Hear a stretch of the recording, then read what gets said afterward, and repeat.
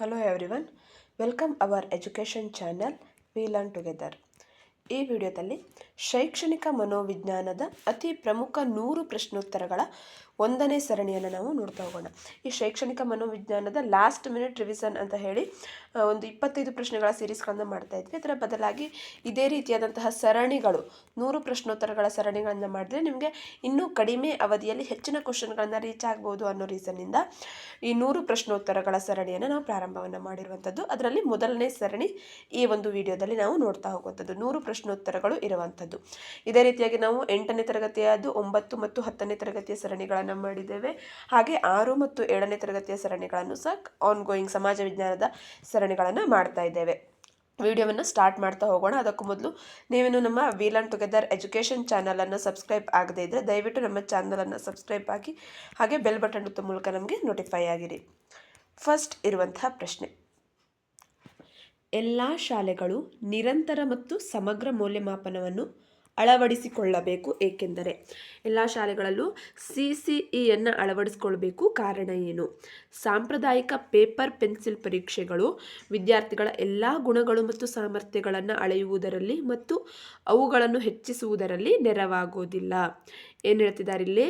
ಸಾಂಪ್ರದಾಯಿಕ ಪೇಪರ್ ಮತ್ತು ಪೆನ್ಸಿಲ್ ಪರೀಕ್ಷೆಗಳು ಅಂದರೆ ನಾವೇನು ಲಿಖಿತ ರೂಪದ ಪರೀಕ್ಷೆಗಳನ್ನು ಮಾಡ್ತಿದ್ವಿ, 100 ಅಂಕಗಳಿಗೆ 50 ಅಂಕಗಳಿಗೆ ಹೇಳುವಂಥ ಪ್ರಶ್ನೆಗಳಿರ್ತಿದ್ವು. ಇವು ಮಕ್ಕಳ ಎಲ್ಲ ಸಾಮರ್ಥ್ಯಗಳನ್ನು, ಅವರ ಆಟಗಳಲ್ಲಿ ಅವರ ಸಾಮರ್ಥ್ಯ ಯಾವುದಿದೆ, ಸಾಂಸ್ಕೃತಿಕವಾಗಿ ಯಾವ ರೀತಿಯಾಗಿ ಅವರು ಇರ್ತಾರೆ, ಈ ಎಲ್ಲ ಒಂದು ಸಾಮರ್ಥ್ಯವನ್ನು ಅಳತೆಯನ್ನು ಮಾಡೋದಿಲ್ಲ. ಹಾಗಾಗಿ CCE continuous and comprehensive evaluation ಹೇಳುವಂಥದ್ದು ನಿರಂತರ ಮತ್ತು ಸಮಗ್ರ ಎಲ್ಲ ಆಯಾಮಗಳಲ್ಲೂ ಮಾಪನವನ್ನು ಮಾಡೋದ್ರಿಂದ ಇದನ್ನು ಅಳವಡಿಸ್ಕೊಳ್ಬೇಕು ಅಂತ ಹೇಳಲಾಗತ್ತೆ. ನೆಕ್ಸ್ಟ್, ವಿದ್ಯಾರ್ಥಿಯ ಕಲಿಕೆಯ ಕೊರತೆಗಳನ್ನು ಪತ್ತೆ ಹಚ್ಚಿದ ನಂತರ ಮಾಡಬೇಕಾದದ್ದು ಸೂಕ್ತ ಪರಿಹಾರ ಕ್ರಮಗಳನ್ನು ಒದಗಿಸುವಂಥದ್ದು. ಕಲಿಕೆಯ ಕೊರತೆ ನೈದಾನಿಕತೆಯ ಹಂತದಲ್ಲಿ ನಾವು ಕೊರತೆಯನ್ನು ಪತ್ತೆ ಮಾಡಿದ್ವಿ ಅಂದರೆ ಅದಕ್ಕೆ ಚಿಕಿತ್ಸೆಯನ್ನು ಕೊಡಬೇಕು. ಚಿಕಿತ್ಸೆ ಕೊಡುವಂಥದ್ದು ಹೇಗೆ? ಪರಿಹಾರವನ್ನು ಸೂಚಿಸುವುದರ ಮೂಲಕ. ನೆಕ್ಸ್ಟ್, ಮೂರನೆಯ ಪ್ರಶ್ನೆ, ಅಳತೆಯ ಪ್ರಮುಖವಾದ ಉದ್ದೇಶ ಕಲಿಕೆಯ ಕೊರತೆಗಳನ್ನು ಪತ್ತೆ ಹಚ್ಚುವುದು ಮತ್ತು ಪರಿಹಾರ ಕ್ರಮವನ್ನು ಕೈಗೊಳ್ಳುವಂಥದ್ದು. ನಾವು ಯಾವುದನ್ನೇ ಅಳತೆ ಮಾಡುವಂಥದ್ದು? ಕಲಿಕೆಯ ದೋಷಗಳನ್ನು ಅಳತೆ ಮಾಡ್ತಾ ಇದ್ದೇವೆ ಅಂದರೆ ಅದರ ಉದ್ದೇಶ ಏನು? ಅದರ ಉದ್ದೇಶ ಏನಾಗಿರುತ್ತೆ? ಕಲಿಕೆಯ ಕೊರತೆಗಳನ್ನು ಪತ್ತೆ ಹಚ್ಚಿ ಪರಿಹಾರವನ್ನು ಕೈಗೊಳ್ಳುವಂಥದ್ದು. ನೆಕ್ಸ್ಟ್, 4ನೇ ಪ್ರಶ್ನೆ, ಒಬ್ಬ ಕ್ರಿಕೆಟ್ ಆಟಗಾರ ಬೌಲಿಂಗ್ ಕೌಶಲ್ಯವನ್ನು ಅಭಿವೃದ್ಧಿಪಡಿಸಿಕೊಳ್ಳುತ್ತಾನೆ, ಆದರೆ ಇದು ಅವನ ಬ್ಯಾಟಿಂಗ್ ಕೌಶಲ್ಯದ ಮೇಲೆ ಯಾವುದೇ ಪ್ರಭಾವ ಬೀರುವುದಿಲ್ಲ. ಇದನ್ನು ಈ ರೀತಿ ಕರೆಯಬಹುದು: ಶೂನ್ಯ ತರಬೇತಿ ವರ್ಗಾವಣೆ. ಈ ತರಬೇತಿಯ ವರ್ಗಾವಣೆ ಒಂದು ಧನಾತ್ಮಕವಾಗುತ್ತೆ, ಇನ್ನೊಂದು ಋಣಾತ್ಮಕವಾಗುತ್ತೆ, ಇನ್ನೊಂದು ಶೂನ್ಯವಾಗಿ. ಧನಾತ್ಮಕವಾಗಿ ಅಂದರೆ ಏನು? ಒಂದು ಕೌಶಲ್ಯ ಇನ್ನೊಂದು ಕೌಶಲ್ಯದ ಕಲಿಕೆಗೆ ಸಹಾಯವನ್ನು ಮಾಡುವಂಥದ್ದು. ಋಣಾತ್ಮಕ ಅಂದ್ರೇನು? ಒಂದು ಕಲಿತ ಕೌಶಲ್ಯ ಇನ್ನೊಂದು ಕೌಶಲ್ಯವನ್ನು ಕಲಿಯಲಿಕ್ಕೆ ತೊಂದರೆಯನ್ನುಂಟು ಮಾಡುವಂಥದ್ದು. ಇನ್ನು ಶೂನ್ಯ ತರಬೇತಿ ವರ್ಗಾವಣೆ ಅಂದ್ರೇನು? ಯಾವ ಒಂದು ಸಮಸ್ಯೆಯು ಅಥವಾ ಸಂಬಂಧವು ಆಗೋದಿಲ್ಲ ಎರಡು ಕೌಶಲ್ಯವನ್ನು ಕಲಿಯುವುದರ ನಡುವೆ. ಇಲ್ಲಿ ಕ್ರಿಕೆಟ್ ಆಟಗಾರ ಒಬ್ಬ ಬಾಲಿಂಗ್ ಕೌಶಲ್ಯವನ್ನು ಕಲಿತಿದ್ದಾನೆ ಅಂದರೆ ಅದು ಆತನ ಬ್ಯಾಟಿಂಗ್ ಕೌಶಲ್ಯದ ಮೇಲೆ ಯಾವುದೇ ಸಂಬಂಧವನ್ನು ಬೀರೋದಿಲ್ಲ. ಹಾಗಾಗಿ ಈ ಒಂದು ಶೂನ್ಯ ತರಬೇತಿ ವರ್ಗಾವಣೆಯಲ್ಲಿ ಆಗಿರುತ್ತೆ. ನೆಕ್ಸ್ಟ್, 5ನೇ ಪ್ರಶ್ನೆ, ಮುಕ್ತ ಉತ್ತರ ಮಾದರಿ ಪರೀಕ್ಷೆಗಳು ಯಾವುದನ್ನು ಉತ್ತೇಜಿಸುತ್ತವೆ? ವಿಭಿನ್ನ ಮುಖಚಿಂತನೆ, ಬೇರೆ ಬೇರೆ ದಿಸೆಯಲ್ಲಿ ಯೋಚನೆ ಮಾಡುವುದನ್ನು ಉತ್ತೇಜಿಸುತ್ತೆ. ನಿರಂತರ ಮತ್ತು ಸಮಗ್ರ ಮೌಲ್ಯಮಾಪನದ ಗುರಿ, CCEಯ ಗುರಿ ಏನು? ವ್ಯಕ್ತಿತ್ವದ ಎಲ್ಲ ಆಯಾಮಗಳಲ್ಲಿ ಕಲಿಕಾ ಪ್ರಗತಿಯನ್ನು ಅರ್ಥ ಮಾಡಿಕೊಳ್ಳುವಂಥದ್ದು. ಒಬ್ಬ ವಿದ್ಯಾರ್ಥಿಯ ಎಲ್ಲ ಆಯಾಮಗಳಲ್ಲಿ, ಎಲ್ಲ ದಿಕ್ಕುಗಳಲ್ಲೂ, ಸಾಂಸ್ಕೃತಿಕವಾಗಿರ್ಬೋದು, ಕ್ರೀಡೆಯಲ್ಲಿರ್ಬೋದು, ಕಲಿಕೆಯಲ್ಲಿರ್ಬೋದು, ಎಲ್ಲ ಆಯಾಮಗಳಲ್ಲಿಯೂ ಅರ್ಥ ಮಾಡಿಕೊಳ್ಳುವಂಥದ್ದು. ನಿರಂತರ ಮತ್ತು ಸಮಗ್ರ ಮೌಲ್ಯಮಾಪನವು ವಿದ್ಯಾರ್ಥಿ ಕೇಂದ್ರಿತ ಆಗಿರುತ್ತೆ. ವಿದ್ಯಾರ್ಥಿಗಳ ನಿರ್ದಿಷ್ಟ ಸಾಮರ್ಥ್ಯಗಳು ಮತ್ತು ಕೌಶಲ್ಯಗಳಾದ ಸಂಗೀತ, ಸ್ಥಳಾವಕಾಶ, ಸಂಬಂಧ ಸಾಮರ್ಥ್ಯ ಅಥವಾ ತಾರ್ಕಿಕ ಸಾಮರ್ಥ್ಯವನ್ನು ಅಳೆಯಲು ಬಳಸುವ ಪರೀಕ್ಷೆ ಅಭಿಕ್ಷಮತೆ ಪರೀಕ್ಷೆ. ಈ ಕೆಲವೊಂದು ನಿರ್ದಿಷ್ಟ ಸಾಮರ್ಥ್ಯಗಳು, ಸಂಗೀತ ಆಗಿರ್ಬೋದು, ಸ್ಥಳಾವಕಾಶ, ಸಂಬಂಧದ ಸಾಮರ್ಥ್ಯಗಳನ್ನು ಅಭಿಕ್ಷಮತೆ ಪರೀಕ್ಷೆಯಲ್ಲಿ ಏನು ಮಾಡ್ತಾರೆ? ಪೂರ್ವವಾಗಿ ಅವರು ಆ ಕ್ಷೇತ್ರದಲ್ಲಿ ಮುಂದುವರಿಲಿಕ್ಕೆ ಸಾಧ್ಯ ಇದೆಯೋ ಇಲ್ವೋ ಅನ್ನುವಂಥದ್ದನ್ನು ಪರೀಕ್ಷೆ ಮಾಡ್ತಾರೆ. ಇದನ್ನು ಅಭಿಕ್ಷಮತೆ ಆಪ್ಟಿಟ್ಯೂಡ್ ಟೆಸ್ಟ್ ಅಂತ ಹೇಳಿ ಕರೀತಾರೆ. ಆಪ್ಟಿಟ್ಯೂಡ್ ಟೆಸ್ಟ್ ಅಂತ ಹೇಳಿ ಕರೆಯುವಂಥದ್ದು. ನೆಕ್ಸ್ಟ್ 9ನೇ ಪ್ರಶ್ನೆ, ರೂಪಣ ಅವಧಿ ಮೌಲ್ಯಮಾಪನದಲ್ಲಿ ಮೌಲ್ಯಮಾಪನ, ಕಲಿಕೆಗಾಗಿ ಮೌಲ್ಯಮಾಪನ. ರೂಪಣ ಅವಧಿ ಮೌಲ್ಯಮಾಪನ ಅಂದ್ರೇನು? FA formative assessment. ಇಲ್ಲಿ ನಾವು ಏನು ಮಾಡ್ತೇವೆ, ನಾವು ಇಷ್ಟು ದಿನದಲ್ಲಿ ಕಲಿಸಿರುವಂಥದ್ದು ವಿದ್ಯಾರ್ಥಿಗೆ ತಿಳಿದಿದೆಯೋ ಇಲ್ಲವೋ, ಒಂದೊಮ್ಮೆ ತಿಳಿದಿಲ್ಲ ಅಂದರೆ ಯಾವ ರೀತಿಯಾಗಿ ಬೋಧನೆಯಲ್ಲಿ ಬದಲಾವಣೆಯನ್ನು ಮಾಡಿಕೊಳ್ಬೇಕು ಅನ್ನುವಂಥದ್ದನ್ನು ನಾವು ತಿಳ್ಕೊಳ್ತೇವೆ. ಇಲ್ಲಿ ಏನಾಗುತ್ತೆ, ಈ ರೂಪಣ ಅವಧಿ ಮೌಲ್ಯಮಾಪನ ಹೇಳುವಂಥದ್ದು ಮುಂದಿನ ಕಲಿಕೆಯನ್ನು ಹೇಗೆ ಮಾಡಬೇಕು ಅನ್ನುವಂಥದ್ದನ್ನು ತಿಳಿಸ್ಲಿಕ್ಕಿರುವಂಥ ಮೌಲ್ಯಮಾಪನ ಆಗಿದೆ. ನೆಕ್ಸ್ಟ್, ನಿರಂತರ ಮತ್ತು ಸಮಗ್ರ ಮೌಲ್ಯಮಾಪನದಲ್ಲಿ ಸಮಗ್ರ ಪದದ ಅರ್ಥ, ವ್ಯಾಸಂಗಿಕ ಮತ್ತು ಸಹ ವ್ಯಾಸಂಗಿಕ ವಿಕಾಸ. ವ್ಯಾಸಂಗಿಕ ಅಂದರೆ ಪಠ್ಯ ಮತ್ತು ಸಹ ಪಠ್ಯದ ಒಂದು ವಿಕಾಸವನ್ನು ತಿಳಿಸುತ್ತೆ. ವಿಶ್ವಸನೀಯತೆ ಎಂದರೆ ಪರೀಕ್ಷೆ ಏನನ್ನು ಅಳೆಯಬೇಕಾಗಿದೆಯೋ ಅದರ ನಿಖರ ಅಳತೆ. 12ನೇ ಪ್ರಶ್ನೆ, ಆರ್ಮಿ ಆಲ್ಫಾ, ಆರ್ಮಿ ಬೀಟಾ ಪರೀಕ್ಷೆಗಳನ್ನು ಎಂತಹ ಪರೀಕ್ಷೆಗಳೆಂದು ಪರಿಗಣಿಸಲಾಗುತ್ತದೆ? ಸಮೂಹ ಬುದ್ಧಿಶಕ್ತಿ ಪರೀಕ್ಷೆಗಳು. ಆರ್ಮಿ ಆಲ್ಫಾ, ಆರ್ಮಿ ಬೀಟಾಗಳನ್ನು ಒಂದು ಸಮೂಹಕ್ಕೆ, ಬಹಳಷ್ಟು ಜನರು ಒಳಗೊಂಡಿರುವಂತಹ ಒಂದು ಸಮೂಹಕ್ಕೆ ಅವರ ಬುದ್ಧಿಶಕ್ತಿಯನ್ನು ಅಳತೆ ಮಾಡಲಿಕ್ಕಾಗಿ ಇರುವಂತಹ ಪರೀಕ್ಷೆಗಳಾಗಿವೆ. ಮೌಲ್ಯಮಾಪನ ಹೇಳುವಂಥದ್ದೊಂದು ನಿರಂತರ ಪ್ರಕ್ರಿಯೆ, ಕಂಟಿನ್ಯೂಸ್ ಆಗಿ ಇರುವಂತಹ ಒಂದು ಪ್ರಕ್ರಿಯೆ ಆಗುತ್ತೆ. ಅದು ಶಾಲಾ ವರ್ಗ ಕೋಣೆಯ ಒಳಗಿರುತ್ತೆ, ವರ್ಗ ಕೋಣೆಯ ಹೊರಗೂ ಸಹ ಈ ಪರೀಕ್ಷೆಗಳು ನಡೆಯುತ್ತೆ. ಮಾರ್ಗದರ್ಶನದ ಕೇಂದ್ರ ಬಿಂದು, ವಿದ್ಯಾರ್ಥಿಯ ವಿಕಾಸ. ಮಾರ್ಗದರ್ಶನದ ಅಂತಿಮ ಗುರಿ, ವ್ಯಕ್ತಿತ್ವದ ವಿಕಾಸ. ವೃತ್ತಿ ಮಾರ್ಗದರ್ಶನದ ಪ್ರಮುಖ ಉದ್ದೇಶ ಏನು? ಸೂಕ್ತವಾದ ವೃತ್ತಿಯನ್ನು ಆಯ್ಕೆ ಮಾಡಿಕೊಳ್ಳಲು ವಿದ್ಯಾರ್ಥಿಗಳಿಗೆ ಸಹಾಯ ಮಾಡುವಂಥದ್ದು. ಹೆಸರೇ ಸೂಚಿಸುತ್ತೆ, ವೃತ್ತಿ ಮಾರ್ಗದರ್ಶನ, ಯಾವ ವೃತ್ತಿಯನ್ನು ಕೈಗೊಳ್ಳಬಹುದು ಹೇಳುವಂತಹ ಅದರ ಬಗ್ಗೆ ಮಾರ್ಗದರ್ಶನವನ್ನು ನೀಡುವಂಥದ್ದು. ಭಾರತಕ್ಕೆ ಮೊಟ್ಟ ಮೊದಲ ವೃತ್ತಿ ಮಾರ್ಗದರ್ಶನ ಕೇಂದ್ರವನ್ನು 1931ರಲ್ಲಿ ಪ್ರಾರಂಭಿಸಲಾಯಿತು. ಎಲ್ಲಿ ಪ್ರಾರಂಭ ಮಾಡಲಾಯಿತು? ಕಲ್ಕತ್ತಾ ವಿಶ್ವವಿದ್ಯಾಲಯದಲ್ಲಿ 1931ರಲ್ಲಿ ಭಾರತದ ಮೊಟ್ಟ ಮೊದಲ ವೃತ್ತಿ ಮಾರ್ಗದರ್ಶನ ಕೇಂದ್ರ ಸ್ಥಾಪನೆ ಮಾಡಲಾಗುತ್ತೆ. ಮಾರ್ಗದರ್ಶನದ ಹೃದಯ ಎಂದು ಪರಿಗಣಿಸುವುದು ಸಲಹೆಯನ್ನು. ನಾವು ಏನು ಸಜೆಷನನ್ನು ಕೊಡ್ತೇವೆ ಅದು ಮಾರ್ಗದರ್ಶನದ ಹೃದಯ ಎಂದು ಪರಿಗಣಿಸಲಾಗುತ್ತೆ.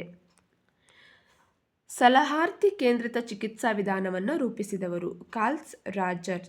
ಸಲಹಾರ್ಥಿ ಕೇಂದ್ರಿತ ಅಂದರೆ ಯಾರು ಸಲಹೆಯನ್ನು ಪಡೆದುಕೊಳ್ಳಿಕ್ಕೆ ಬಂದಿರ್ತಾರೋ ಅವರನ್ನು ಸೆಂಟರ್ನಲ್ಲಿಟ್ಟು ಅವರ ಸುತ್ತಲೂ ಏನು ವಿಷಯಗಳನ್ನು ಕಲೆಕ್ಟ್ ಮಾಡಿ ಸಲಹೆಯನ್ನು ಕೊಡುವಂಥದ್ದು.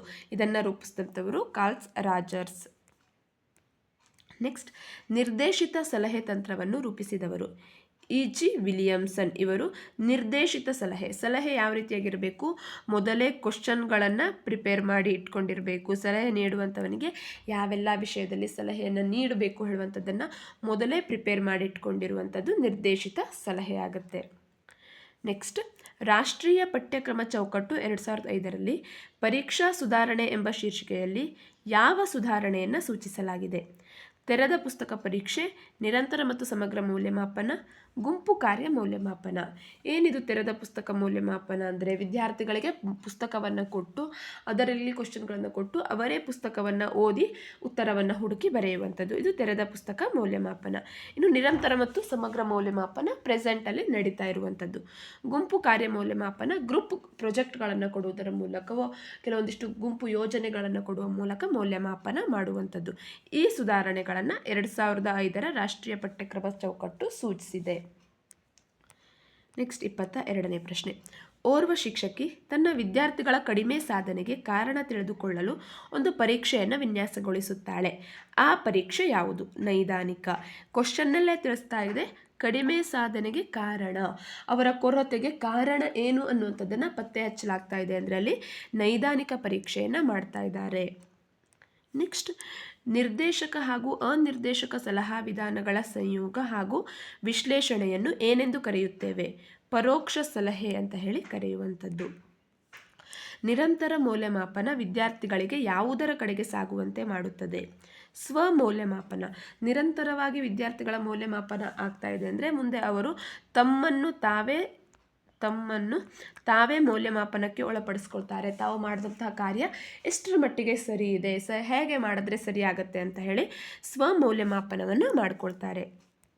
ನೆಕ್ಸ್ಟ್ 25ನೇ ಪ್ರಶ್ನೆ. ಗುಂಪಿನ ಸಲಹೆ ಸನ್ನಿವೇಶದಲ್ಲಿ ಸಲಹೆಗಾರನ ಪಾತ್ರ ಯಾವ ರೀತಿಯಲ್ಲಿರುತ್ತೆ? ನಾಯಕನ ರೀತಿಯಲ್ಲಿರುತ್ತೆ. ಆತ ನಾಯಕನಾಗಿ ಸಲಹೆಯನ್ನು ನೀಡ್ತಾನೆ. ಗುಂಪಿನ ಸಲಹೆಯಲ್ಲಿ ಉಳಿದಂಥ ಗುಂಪಿನ ಸದಸ್ಯರು ಸಲಹೆಯನ್ನು ಪಾಲಿಸುವಂತಹ ಕೆಲಸವನ್ನು ಮಾಡ್ತಾರೆ. 26ನೇ ಪ್ರಶ್ನೆ. ವ್ಯಕ್ತಿತ್ವ ಎಂಬ ಪದ ಯಾವ ಪದದಿಂದ ಉತ್ಪತ್ತಿಯಾಗಿದೆ? ಪರ್ಸೋನಾ ಹೇಳುವಂಥ. ಈ ನಾವು ಇಂಗ್ಲೀಷ್ನಲ್ಲಿ ಇದನ್ನು ಪರ್ಸನಲ್ ಅಂತ ಕರಿತೇವೆ, ವ್ಯಕ್ತಿತ್ವ ಅನ್ನುವಂಥದ್ದನ್ನು. ಇದು ಪರ್ಸೋನಾ ಹೇಳುವಂತಹ ಒಂದು ಪರ್ಸನಾಲಿಟಿ ಅಂತ ನಾವು ವ್ಯಕ್ತಿತ್ವವನ್ನು ಕರೆದ್ರೆ ಪರ್ಸೋನಾ ಹೇಳುವಂಥ ಪದದಿಂದ ಇದು ಉತ್ಪತ್ತಿಯಾಗಿದೆ. ಪರ್ಸೋನಾ ಈ ಪದದ ಭಾಷೆ ಲ್ಯಾಟಿನ್ ಭಾಷೆಯ ಪದದಿಂದ ಬಂದಿದೆ. ನೆಕ್ಸ್ಟ್ 28ನೇ ಪ್ರಶ್ನೆ. ವ್ಯಕ್ತಿತ್ವದ ಸ್ಥಿರಗುಣ ಸಿದ್ಧಾಂತವನ್ನು ಮೊದಲು ಪ್ರತಿಪಾದಿಸಿದ ಮನೋವಿಜ್ಞಾನಿ ಅಲ್ಪೋರ್ಟ್. ವ್ಯಕ್ತಿಯ ವ್ಯಕ್ತಿತ್ವ ಎಂದರೆ ಅವನಲ್ಲಿರುವ ವಿಶೇಷ ಗುಣಲಕ್ಷಣಗಳ ಸ್ವರೂಪ ಎಂದು ಅಭಿಪ್ರಾಯಿಸಿದ ಮನೋವಿಜ್ಞಾನಿ. ವ್ಯಕ್ತಿತ್ವ ಅಂತಂದರೆ ಏನು? ಆ ವ್ಯಕ್ತಿಯಲ್ಲಿ ಇರುವಂತಹ ವಿಶೇಷ ಸಾಮಾನ್ಯ ಗುಣಗಳನ್ನು ಹೊರತುಪಡಿಸಿ ಕೆಲವೊಂದಿಷ್ಟು ವಿಶೇಷ ಗುಣಗಳ ಒಂದು ಸ್ವರೂಪ ಅಂತ ಹೇಳಿ ಅಭಿಪ್ರಾಯಪಟ್ಟಂಥವರು ಗಿಲ್ಫರ್ಡ್. ನೆಕ್ಸ್ಟ್ 30ನೇ ಪ್ರಶ್ನೆ. ವ್ಯಕ್ತಿತ್ವದ ವಿಧದ ಸಿದ್ಧಾಂತವನ್ನು ನೀಡಿದಂಥವರು. ವ್ಯಕ್ತಿತ್ವದ ವಿಧದ ಸಿದ್ಧಾಂತ ನೀಡಿದಂಥವರು ಶೆಲ್ಡನ್ ಅವರು. ನೆಕ್ಸ್ಟ್ 31ನೇ ಪ್ರಶ್ನೆ. ವಿಲಿಯಂ ಶೆಲ್ಡನ್ ಅವರು ವ್ಯಕ್ತಿತ್ವವನ್ನು ಶರೀರದ ಲಕ್ಷಣದ ಆಧಾರದ ಮೇಲೆ ವರ್ಗೀಕರಿಸಿದಂತಹ ವಿಧ. ಶರೀರದ ಲಕ್ಷಣದ ಆಧಾರದ ಮೇಲೆ ದುಂಡು ದೇಹಿ, ಪ್ರಾಸಾಮಾನ್ಯ ದೇಹಿ ಹಾಗೆ ಲಂಬದೇಹಿ ಅಂತ 3 ವಿಧಗಳಾಗಿ ವಿಂಗಡಿಸಿದ್ದಾರೆ. ಹೆಚ್ಚು ಪ್ರಚಲಿತವಾಗಿರುವ ವ್ಯಕ್ತಿತ್ವದ ವರ್ಗೀಕರಣದ ಅಂತರ್ಮುಖಿ ಮತ್ತು ಬಹಿರ್ಮುಖಿ ವಿಧವನ್ನು ನೀಡಿದಂಥವರು ಕಾರ್ಲ್ ಯುಂಗ್. ಅಂತರ್ಮುಖಿ ಅಂದರೆ ಏನು? ಯಾರ ಜೊತೆಗೂ ಸೇರದೆ ಯಾವಾಗಲೂ ಒಬ್ಬರೇ ಇರಲು ಬಯಸುವಂಥವರು. ಬಹಿರ್ಮುಖಿ ಅಂದರೆ ಸದಾ ಎಲ್ಲರೊಟ್ಟಿಗೆ ಸಂತೋಷದಿಂದ ಇರುವಂಥವರು. ನೆಕ್ಸ್ಟ್ ಐಸೆಂಕ್ ರವರ ವ್ಯಕ್ತಿತ್ವದ ಸಿದ್ಧಾಂತವನ್ನು ಈ ರೀತಿಯಲ್ಲಿ ಕರೆಯುವರು: ವಿಧ ಹಾಗೂ ಸ್ಥಿರಗುಣ ಸಿದ್ಧಾಂತ. ವ್ಯಕ್ತಿತ್ವದ ವಿಧಗಳ ಸಿದ್ಧಾಂತವನ್ನು ಮೊಟ್ಟ ಮೊದಲು ಪ್ರತಿಪಾದಿಸಿದವರು ಹಿಪೋಕ್ರಟಸ್. ಮನೋವಿಶ್ಲೇಷಣವಾದದ ಪ್ರತಿಪಾದಕರು ಸಿಗ್ಮಂಡ್ ಫ್ರಾಯ್ಡ್. ಸಿಗ್ಮಂಡ್ ಫ್ರಾಯ್ಡ್ನ ಪ್ರಕಾರ ಮನುಷ್ಯನ ಈಡೇರದ ಆಸೆಗಳು ಆಕಾಂಕ್ಷೆಗಳು ಇಲ್ಲಿಗೆ ತಳ್ಳಲ್ಪಡುತ್ತದೆ. ಸುಪ್ತ ಮನಸ್ಸಿಗೆ. ಮನುಷ್ಯನಲ್ಲಿ ಅನೇಕ ಆಸೆ ಬಯಕೆಗಳಿರುತ್ತೆ. ಅವುಗಳಲ್ಲಿ ಎಲ್ಲವನ್ನ ಈಡೇರಿಸಿಕೊಳ್ಳಿಕ್ಕೆ ಸಾಧ್ಯ ಇಲ್ಲ. ಕೆಲವೊಂದು ಈಡೇರುವಂಥವು, ಕೆಲವೊಂದು ಈಡೇರದೇ ಇರುವಂಥವು. ಈ ಈಡೇರದೇ ಇರದಂಥ ಆಸೆಗಳೇನಿರ್ತಾವಲ್ವಾ, ಈ ಈಡೇರದ ಆಸೆಗಳು ಮನುಷ್ಯನ ಸುಪ್ತ ಮನಸ್ಸಿಗೆ ತಳ್ಳಲ್ಪಡುತ್ತೆ ಅಂತ ಸಿಗ್ಮಂಡ್ ಫ್ರಾಯ್ಡ್ ಅವರು ಹೇಳಿದ್ದಾರೆ. ನೆಕ್ಸ್ಟ್ ಫ್ರಾಯ್ಡ್ ರವರ ಪ್ರಕಾರ ವ್ಯಕ್ತಿತ್ವದ ಅಂಶಗಳಲ್ಲಿ ತಕ್ಷಣದ ಇಚ್ಛಾತೃಪ್ತಿಯ ತತ್ವದ ಮೇಲೆ ಕಾರ್ಯನಿರ್ವಹಿಸುವಂಥದ್ದು. ಇವರು ಏನು ಕೊಟ್ಟಿದ್ದಾರೆ? ಈಗೋ ಮತ್ತು ಸೂಪರ್ ಈಗೋ ಹೇಳುವಂಥ 3 ಒಂದು ವ್ಯಕ್ತಿತ್ವದ ವಿಧವನ್ನು ತಿಳಿಸಿದ್ದಾರೆ. ಹೇಳುವಂಥದ್ದು ಏನಿದೆ, ಇದು ತತ್ಕ್ಷಣದ ಇಚ್ಛಾತೃಪ್ತಿ. ಈಗ ನಮಗೆ ಏನು ಬೇಕು ಹೇಳುವಂಥದ್ದನ್ನು, ಫ್ಯೂಚರನ್ನು ಇಲ್ಲಿ ಯೋಚನೆ ಮಾಡೋದಿಲ್ಲ. ತತ್ಕ್ಷಣ ಏನು ನಮ್ಮ ಅವಶ್ಯಕತೆ ಇದೆ ಅದರ ಒಂದು ಸಂತೃಪ್ತಿಗಾಗಿ ಇದು ಕಾರ್ಯವನ್ನು ನಿರ್ವಹಿಸುತ್ತೆ ಹೇಳುವಂಥದ್ದು. ನೆಕ್ಸ್ಟ್ ಈಗೋ ಯಾವ ತತ್ವದ ಮೇಲೆ ಕಾರ್ಯವನ್ನು ನಿರ್ವಹಿಸುತ್ತದೆ? ವಾಸ್ತವತೆ ಹಾಗೂ ಸಾಮಾಜಿಕ ನಿಯಮ. ಇದು ಬ್ಯಾಲೆನ್ಸ್ ಮಾಡುವಂಥದ್ದು.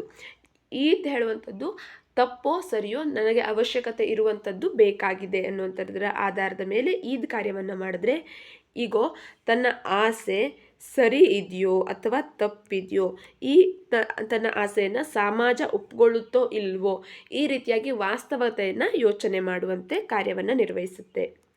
ಇನ್ನು ಇಡಿಪಸ್ ಕಾಂಪ್ಲೆಕ್ಸ್ ಎಂಬ ವರ್ತನಾ ವಿನ್ಯಾಸದಲ್ಲಿ ಯಾವ ಲಕ್ಷಣ ಕಂಡುಬರುತ್ತೆ?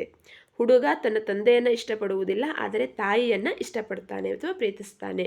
ಇಲೆಕ್ಟ್ರಾ ಕಾಂಪ್ಲೆಕ್ಸ್ ಮತ್ತು ಇಡಿಪಸ್ ಕಾಂಪ್ಲೆಕ್ಸ್ ಹೇಳುವಂತಹ 2 ವರ್ತನಾ ವಿನ್ಯಾಸವನ್ನು ಸಿಗ್ಮಂಡ್ ಫ್ರಾಯ್ಡ್ ಅವರು ತಿಳಿಸಿದ್ದಾರೆ.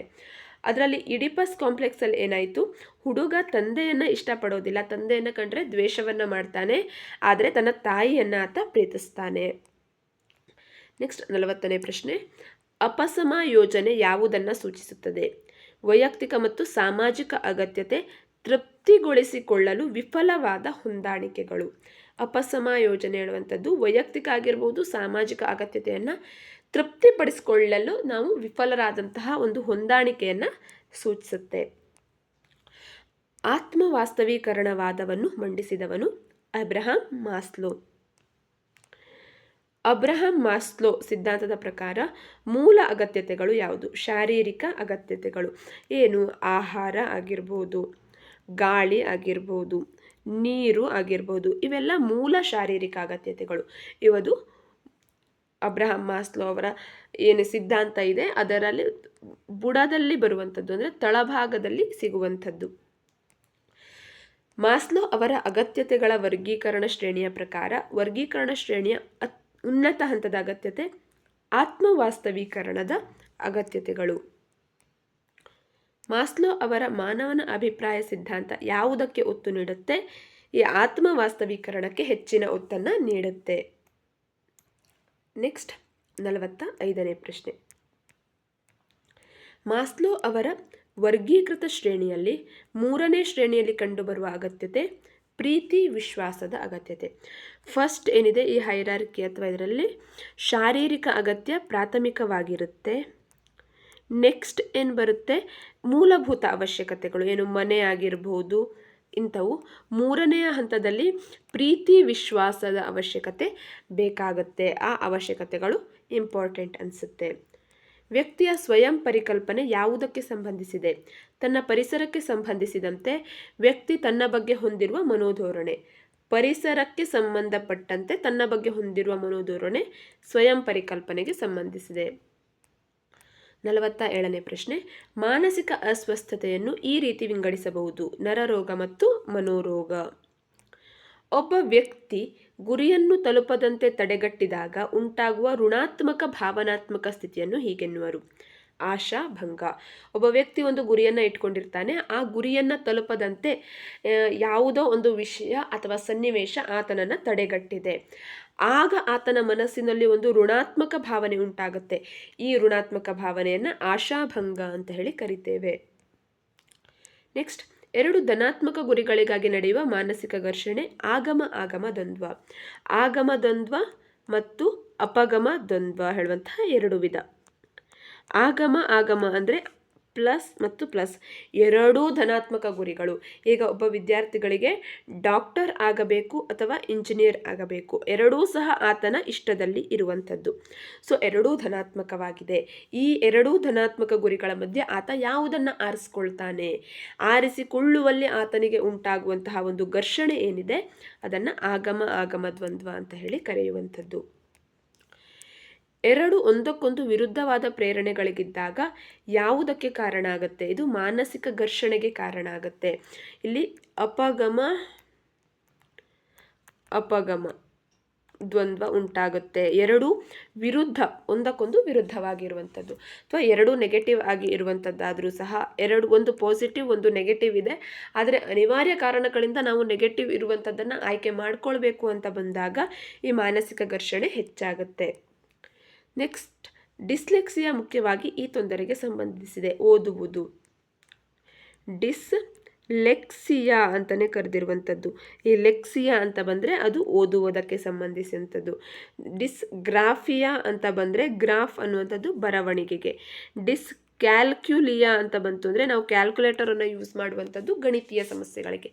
ಕ್ಯಾಲ್ಕುಲಿಯಾ ಅಂತ ಬಂದರೆ ಅದು ಗಣಿತಕ್ಕೆ ಸಂಬಂಧಪಟ್ಟ ಸಮಸ್ಯೆ ಆಗುತ್ತೆ. ಪ್ರತಿಭಾವಂತ ಮಕ್ಕಳಿಗೆ ಸಂಬಂಧಿಸಿದಂತೆ ವೇಗವರ್ಧನೆ, ಮುಂದಿನ ತರಗತಿಗೆ ಅವರನ್ನು ಬಡ್ತಿ ನೀಡುವಂಥದ್ದು. ಹೇಗೆ ಮುಂದಿನ ತರಗತಿಗೆ ಬಡ್ತಿ ನೀಡೋದ್ರಿಂದ ಈ ಪ್ರಸ್ತುತ ತರಗತಿಯಲ್ಲಿ ಅವರು ಕಲಿಯಬೇಕಾದಂತಹ ಕೆಲವೊಂದು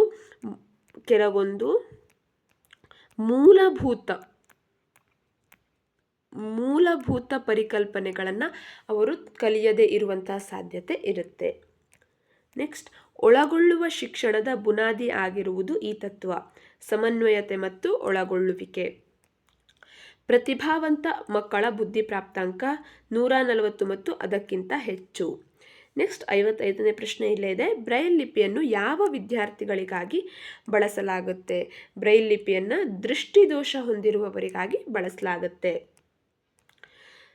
ಸೃಜನಶೀಲತೆಯ ಸಂಶೋಧನೆಯ ಪ್ರವರ್ತಕ ಟಾರೆನ್ಸ್.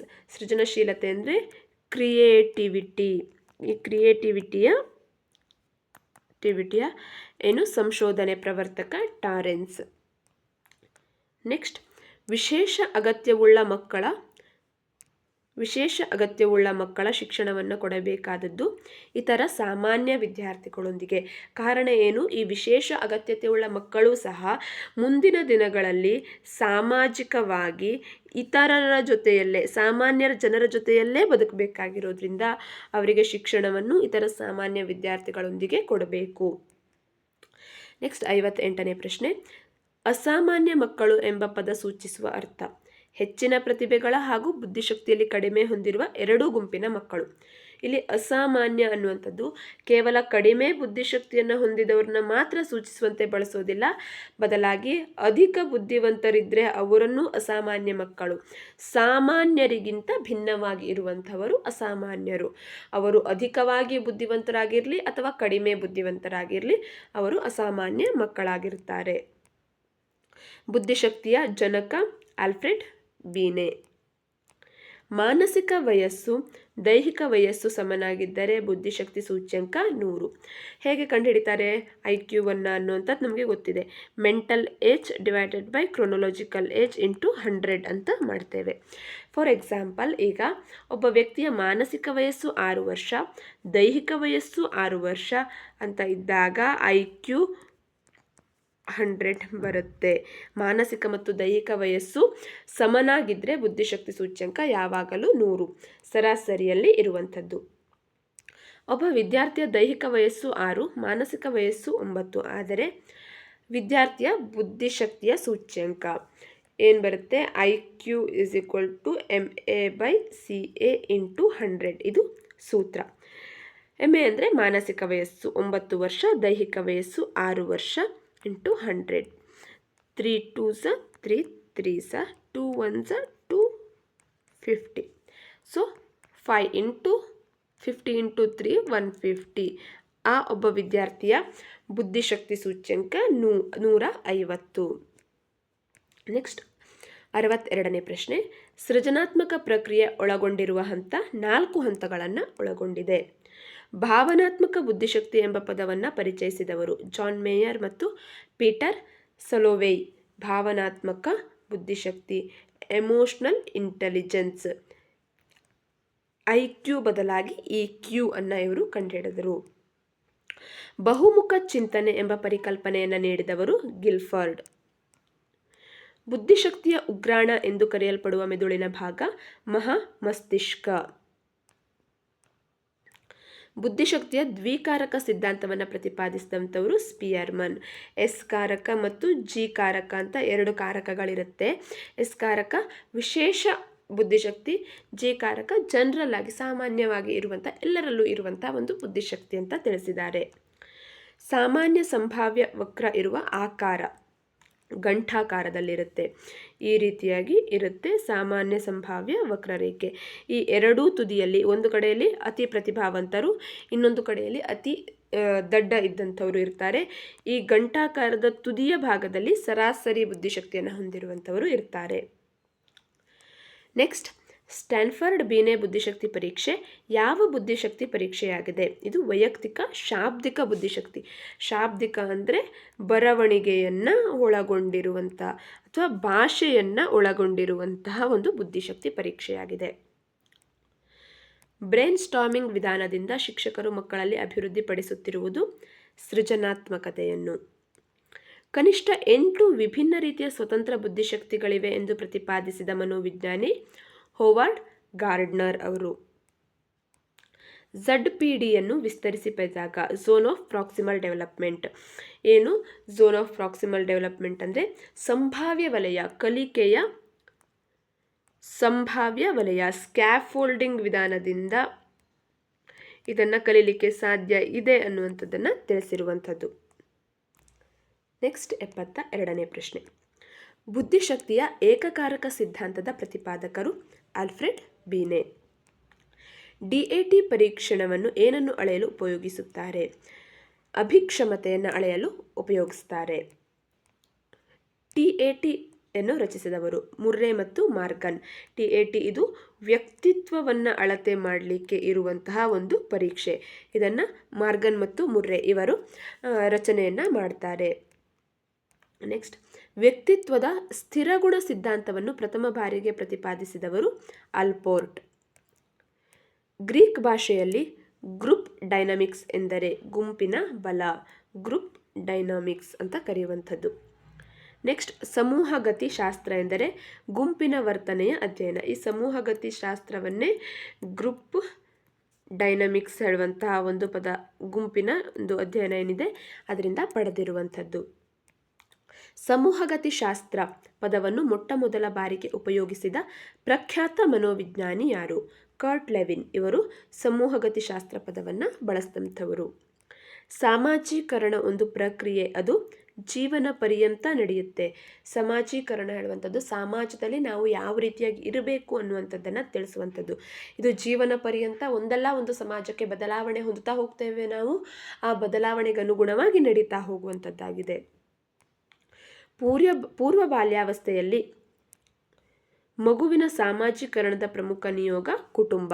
ಕಾರಣ ಏನು ಅಂದರೆ, ಮಗು ಕುಟುಂಬದಲ್ಲಿ ತನ್ನ ತಂದೆ ಜೊತೆ ಯಾವ ರೀತಿಯಾಗಿ ವರ್ತನೆ ಮಾಡಬೇಕು, ತಾಯಿಯ ಜೊತೆ ಯಾವ ರೀತಿಯಾಗಿ ಇರಬೇಕು, ಬಂಧು ಬಳಗದವರ ಜೊತೆ ಯಾವ ರೀತಿಯಾಗಿ ಇರಬೇಕು ಹೇಳುವಂಥದ್ದನ್ನು ತಿಳಿದುಕೊಳ್ಳುತ್ತೆ. ಇದು ಸಾಮಾಜೀಕರಣ ಪ್ರಾರಂಭದ ಹಂತ.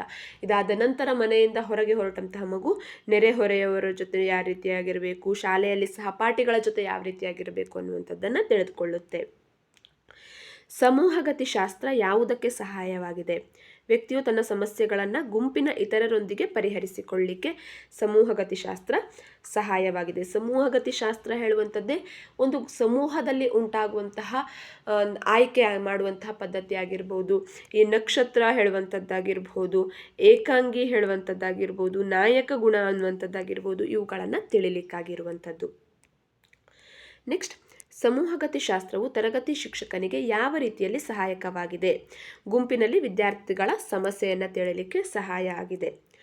ಒಂದು ಗುಂಪು ರಚನೆಯಾದ ಅಗತ್ಯವಾದ ಅಂಶವೆಂದರೆ ಜನರು. ಒಂದು ಗುಂಪು ರಚನೆಯಾಗಿದೆ ಅಂದರೆ ಅಲ್ಲಿ ಆ ಗುಂಪು ರಚನೆ ಆಗಲಿಕ್ಕೆ ಏನು ಮುಖ್ಯ ಕಾರಣ? ಆ ಗುಂಪಿನ ಎಲ್ಲ ಸದಸ್ಯರು ಒಂದೇ ತೆರನಾದ ಗುರಿಯನ್ನು ಹೊಂದಿದ್ದಾರೆ ಅಂದರೆ.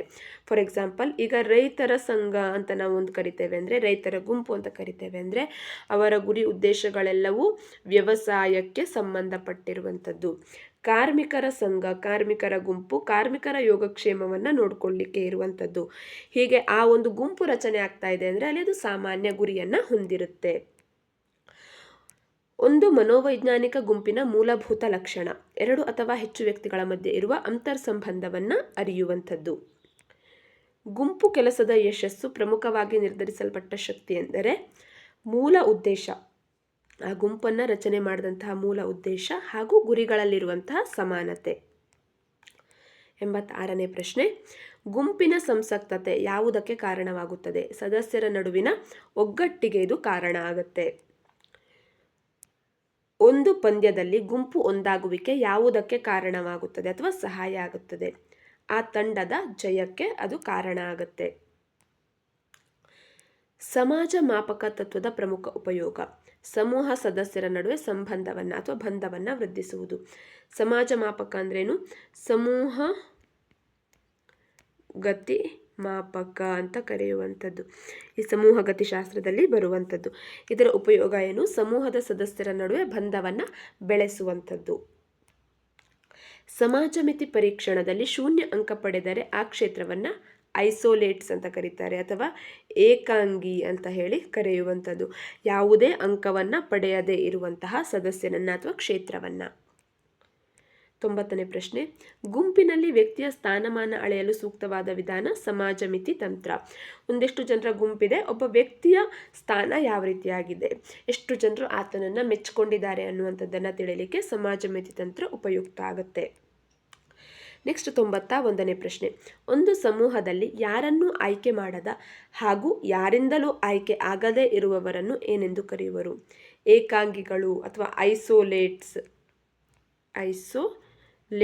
ಅಂತ ಹೇಳಿ ಕರೀತಾರೆ. ಒಂದು ಸಮೂಹದ ವ್ಯಕ್ತಿಗಳ ಪರಸ್ಪರ ಸಂಬಂಧವನ್ನು ಅಧ್ಯಯನ ಮಾಡುವ ತಾಂತ್ರಿಕತೆ ಸಮಾಜ ಮಿತಿ. ಸಮಾಜಮಿತಿ ತಂತ್ರವನ್ನು ಮೂಲವಾಗಿ ಅಭಿವೃದ್ಧಿಪಡಿಸಿದವರಂಥವರು JL ಮೊರಿನೋ. 94ನೇ ಪ್ರಶ್ನೆ. ಸಮೂಹಗತಿ ಶಾಸ್ತ್ರದ ಪ್ರಕಾರ ತರಗತಿಯ ನಾಯಕ ಯಾರೆಂದರೆ ಶಿಕ್ಷಕರಾದಂಥವರು.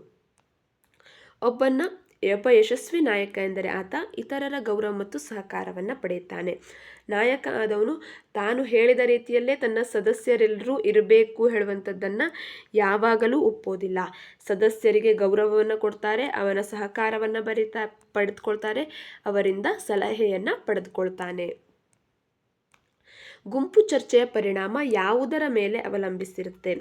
ಗುಂಪಿನ ಸದಸ್ಯರ ಪಾಲ್ಗೊಳ್ಳುವಿಕೆಯ ಮೇಲೆ.